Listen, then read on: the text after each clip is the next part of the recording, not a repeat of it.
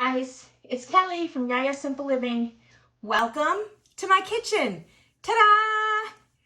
Today, we're gonna be making sourdough focaccia bread. I'll bet you thought I focaccia liked bread.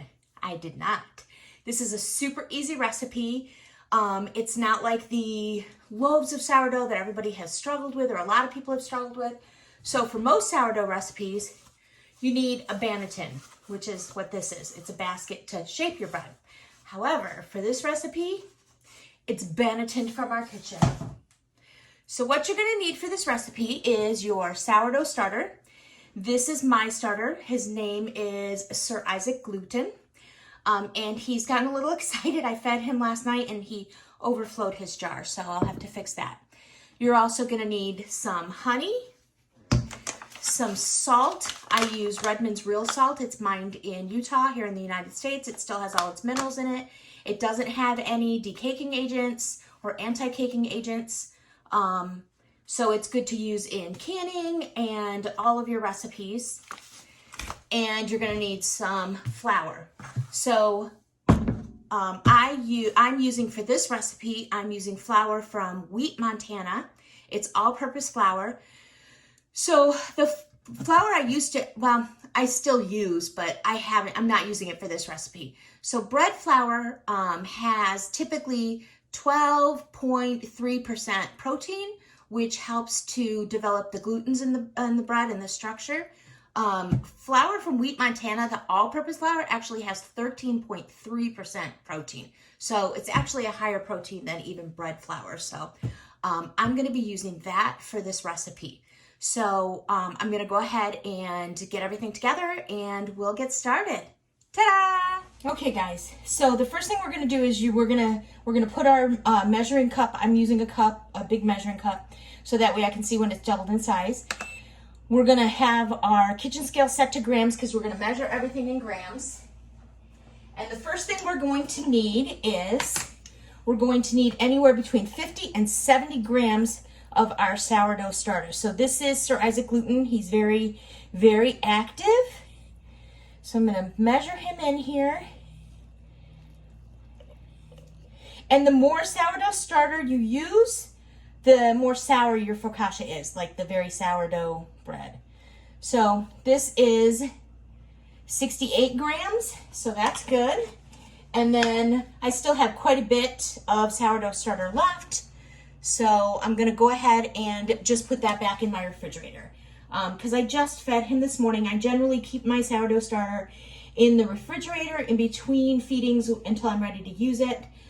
So he's going back in the refrigerator until the next time I need him. It's still on the ground, so I can't use that, so I'll use it in a towel. Let me get a towel. Okay, so the next thing I'm going to need is 375 grams of cool water. So I'm just gonna pour it in.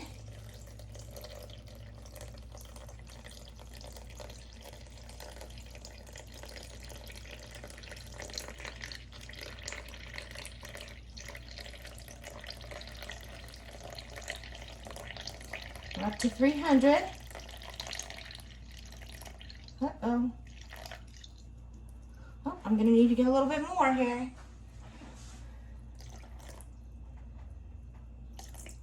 All right, I put a little bit more, that's 380, but that's okay.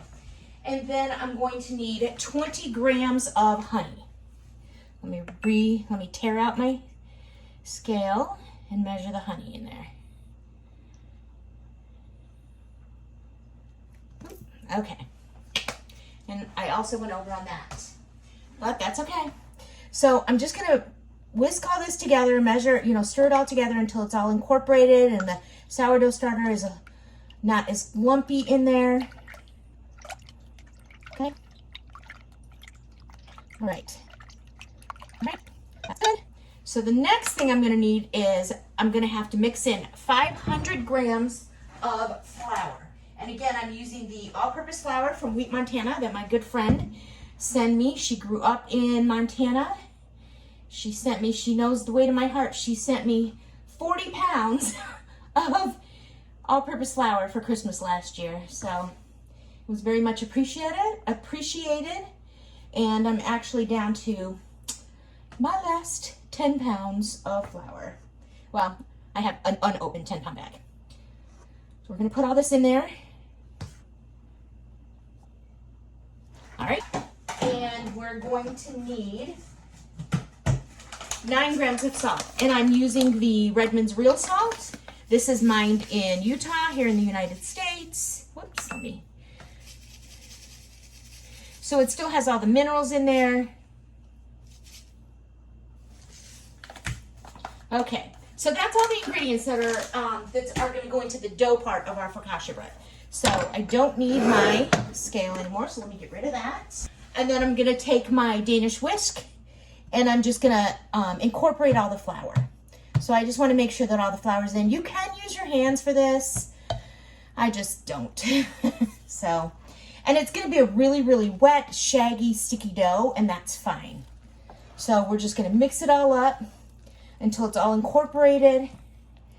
And then we're going to let it sit for what's called a bulk ferment, and that's for, I'm probably going to let it sit overnight for the bulk ferment, and then we'll finish it off tomorrow. So sourdough is kind of a long process. I usually like to start it the day before. I'm going to need it or want it because that way it has a long time to bulk ferment. Because what you want to do, there's no yeast in it. So what you're going to want to do is let the cultures that are in the sourdough starter work as your yeast. So you want to do all that. And then this is really nice if you're going to like a family's house for dinner or anything like that. You can, you know, walk in and say, look what I focaccia. Okay? Or you can say, I brought wine, and last but not least, I brought focaccia bread. So you're going to mix all this in till there's no flour lumps. There's still a bunch of dry flour on the bottom. Again, you can use your hand. I just prefer to use the Danish whisk. It just seems easier to me. And like I said, I mix it in this. I like to mix it in this big 8-cup measuring cup because that way I can see when it's doubled in size. Let's see. And it's not going to be smooth like this right now. We're just making sure that there isn't any dry lumps of flour and bottom at all. And as you can see, there's not. There's some batter down there, so it's going to be a really thick dough.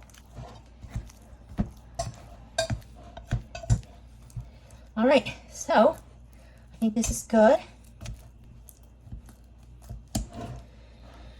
Oh, you definitely get a workout with your arms.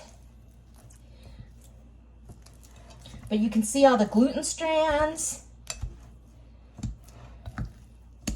It's building the proteins up. We don't have to do any stretch and folds on this like you would normally do for normal, like a normal sourdough loaf.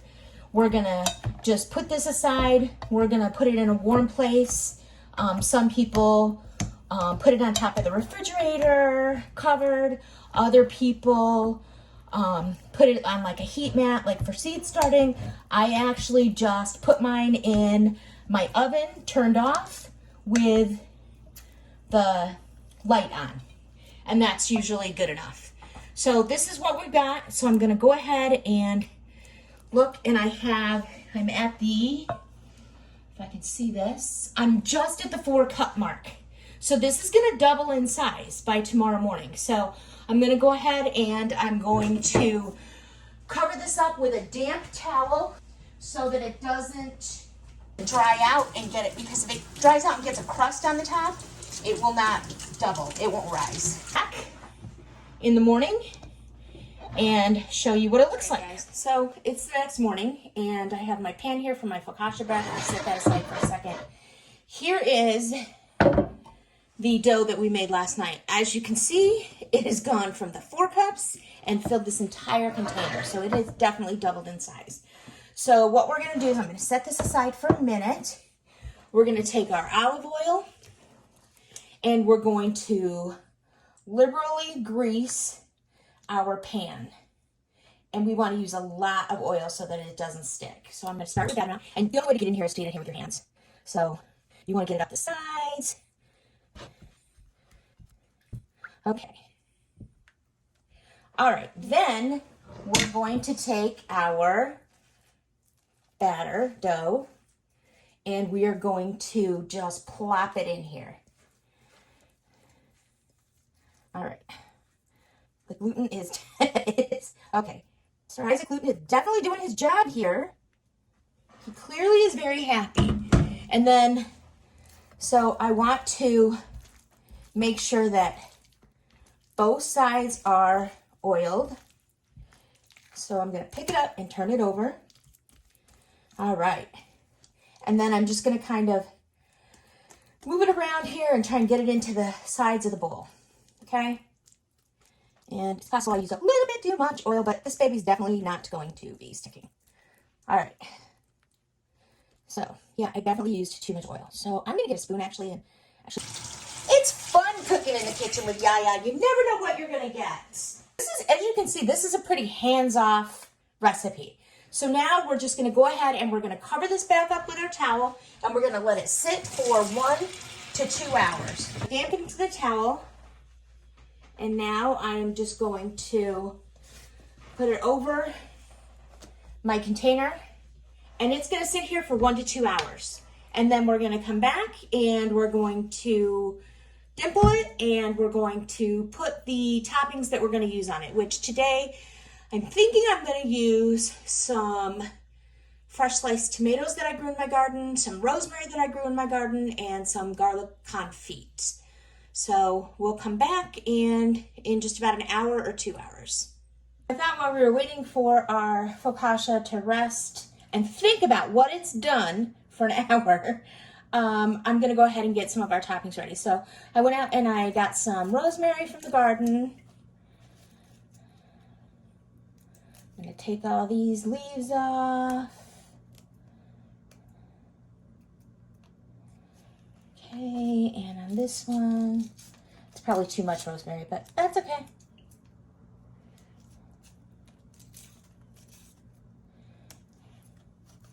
All right, and I have my tomato from the garden all washed off. So I'm gonna go ahead and start chopping this rosemary. My knife skills are definitely not the best, but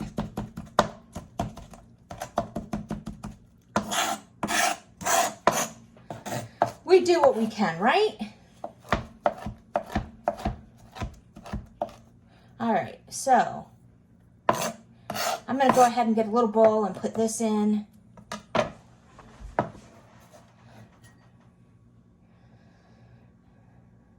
I don't like some of those stem parts that came out. And we don't have to use all of it. You know, we could save it for other things. All right. So we've got that. I've got my garlic confit here that I took out of the refrigerator to let it kind of come to room temperature a little bit. And our tomato. So I like pretty slim slices of tomato on my focaccia. Whoops.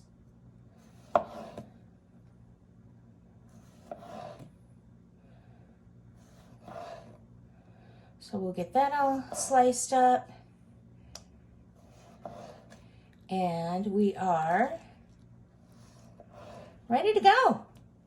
As soon as our focaccia has rested, we are going to be ready to put the toppings on, dimple it and put the toppings on, and then we're going to bake it at 425 for anywhere between 20 and 25 minutes, depending on how dark you like your focaccia. So as soon as the focaccia is ready, I'll bring you guys back for the topping and dimpling. All right, guys, we are back.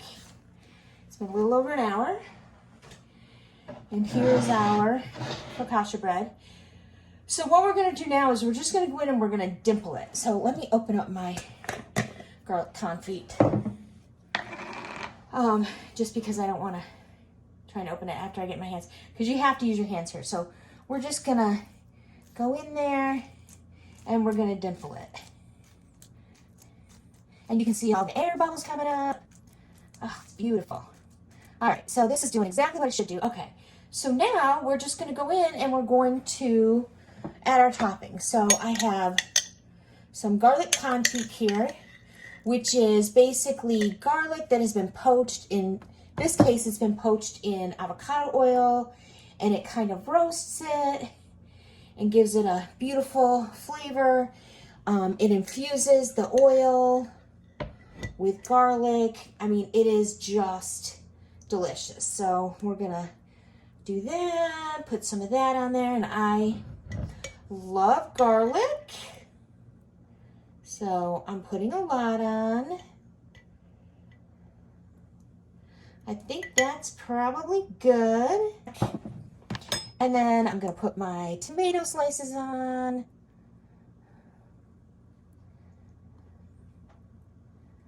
Okay. All right.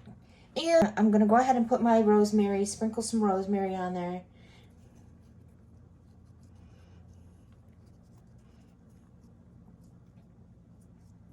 All right, and as you can see, it has all stuck to my hands, so. Let me rinse my hands off. What I like to do is I have here some flaky salt. And I like to just kind of sprinkle a little bit of that on top too, just to bring out some of the flavors. All right, so this is ready to go into the oven. I'm gonna put it into the oven. It's preheated 425 for between 20 and 25 minutes. I'll bring you guys back for the big reveal of the focaccia bread. You guys ready for this? Ta-da! There is our sourdough focaccia. Look how beautiful that is. It's gorgeous. So, they say man cannot live by bread alone. I disagree. I think we could absolutely live on this. So I hope you guys really enjoyed this video. If you did, please consider subscribing to my channel. Please like the video and hit the bell icon so that you're notified every time I upload a new video. And you know what? Go ahead and leave me a ta-da in the comments. Bye guys, see you next time we're together.